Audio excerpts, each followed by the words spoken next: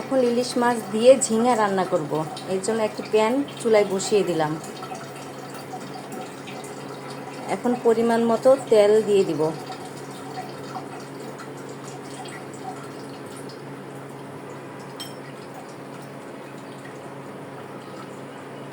তেল গরম হয়ে আসলে পেঁয়াজগুলো দিয়ে দেব। পেঁয়াজগুলোকে এখন হালকা ভাজা দেব। পেঁয়াজগুলো হালকা ভাজা হয়ে গেছে। এখন পরিমাণ মতো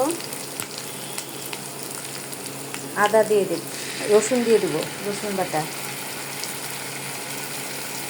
তারপর পরিমাণ মতো আদা বাটা দিয়ে দেব, দিয়ে কিছুক্ষণ ভাজবো।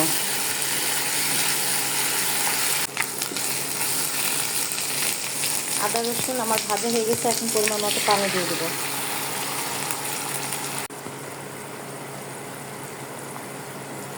এখন পরিমাণ মতো হলুদ দিয়ে দেব, পরিমাণ মতো লবণ দিয়ে দেব।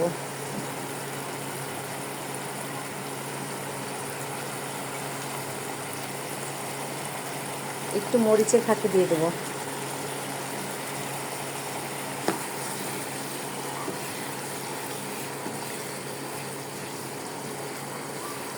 এখন মশলাগুলোকে কষাবো। মশলা আমার কষানো হয়ে গেছে। এখন ঝিঙাগুলো দিয়ে দেব।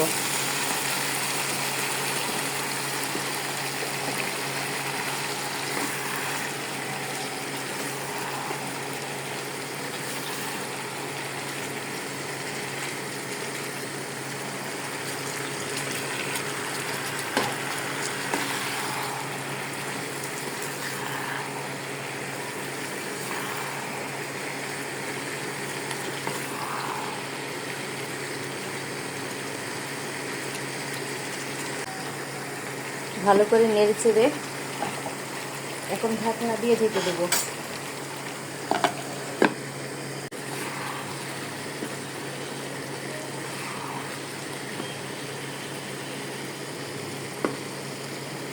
সাধারণত ঝিঙাতে ঝোল দিতে হয় না, পানি দিতে হয় না।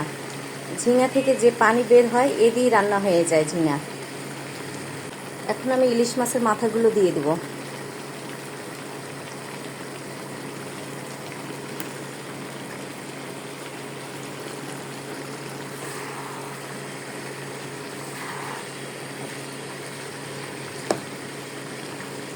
একটু নেড়ে চেড়ে ঢাকনা দিয়ে ঢেকে দেব।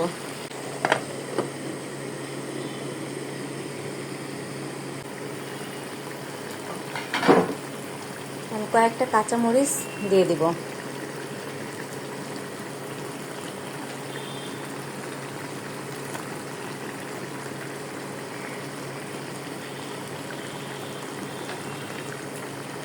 আবার ঢাকনা দিয়ে ঢেকে দেব।